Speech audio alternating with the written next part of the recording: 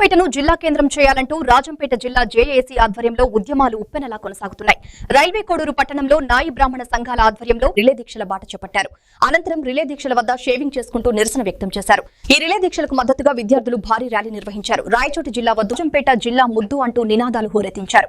ఈ సందర్భంగా గతంలో ముఖ్యమంత్రి నారా చంద్రబాబు నాయుడు రాజంపేటను జిల్లా కేంద్రం చేస్తానని హామీ ఇచ్చారని, ఇప్పుడు ఆ హామీని నెరవేర్చాలన్నారు. రాయచోటి జిల్లా కేంద్రంలో ఇప్పటి వరకు ఎలాంటి అభివృద్ధి లేదని, రాజంపేటను జిల్లా కేంద్రం చేస్తే అభివృద్ధి చేసుకుంటామన్నారు. గత వైసీపీ ప్రభుత్వ హయాంలో రాయచోటిని జిల్లా కేంద్రం చేసి రైల్వే కోడూరు రాజంపేటకు తీవ్ర అన్యాయం చేశారని వారు మండిపడ్డారు.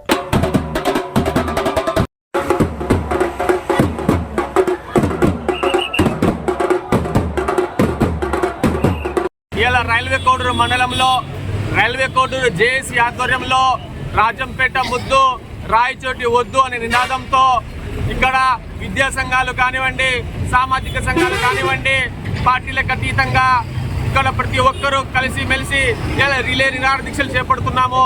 ఇలా రిలే నిరాహార దీక్షలు చేపడుతున్న దానికి రీజన్ ఏమంటే, ఇలా పోయిన ప్రభుత్వం మనకు రాయచోటి నియోజకవర్గాన్ని జిల్లా చేసి రైల్వే కోడూరు నియోజకవర్గాన్ని మోసం చేయడం జరిగింది.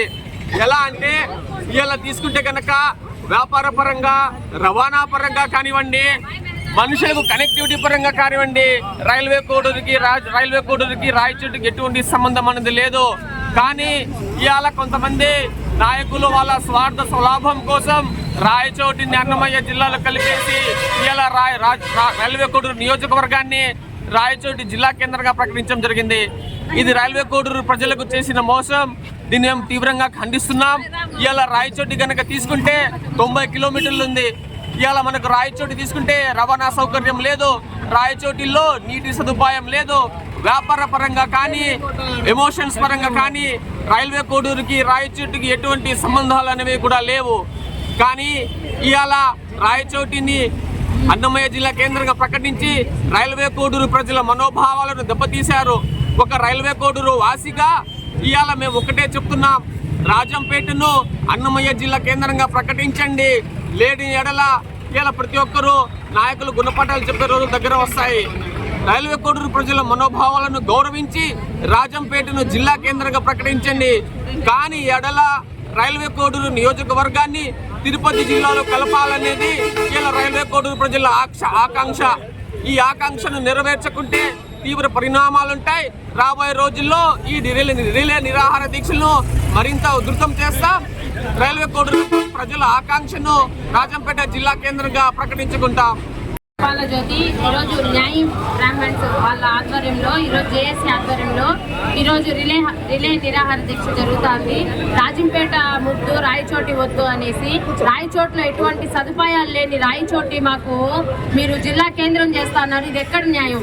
మాకు రాజంపేటని ఒక రైల్వే కానీ సరైన సదుపాయాలు లేని రాయచోటిని మీరు జిల్లా కేంద్రం చేస్తా అంటే ఇది ఈరోజు ఇలాంటి నిరాహార దీక్ష ఇంకా మొదలవుతుంది. మాకు రాజంపేటని జిల్లా కేంద్రం చేసి మాకు రైల్వే సదుపాయం కానీ, విమాన ఆశ్రయానికి వెళ్ళను, అటు కడప నుంచి కానీ ఇటు రాజంపేట నుంచి తిరుపతికి కానీ మాకు అన్ని సదుపాయాలున్నా రాజంపేటని జిల్లా కేంద్రం చేయాలని మనస్ఫూర్తిగా కోరుకుంటూ, మీరు కానీ చేయని పక్షాన ఈ నిరాహార దీక్ష ఇలాగే కొనసాగుతుంది. ఇంతకుముందు ఎలక్షన్స్కి వచ్చినప్పుడు చంద్రబాబు నాయుడు గారు కానీ, డిప్యూటీ సీఎం గారు కానీ మాకు మాట చెప్పారు, ఖచ్చితంగా మేము జిల్లా చేస్తామని.